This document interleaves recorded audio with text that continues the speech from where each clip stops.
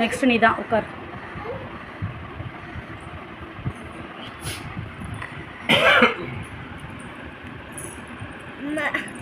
பவுன் சும்மாவே தூங்குவான், மசாஜ் வேற பண்ற.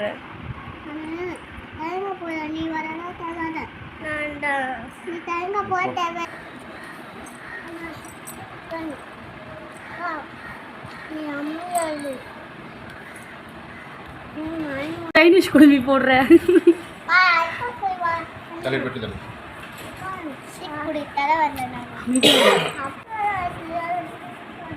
அடிக்கிறதுக்கு கிடையாது, அது வாடத்துக்கு. அது தேங்காய் போயிருக்காது. அங்க வந்து அம்மா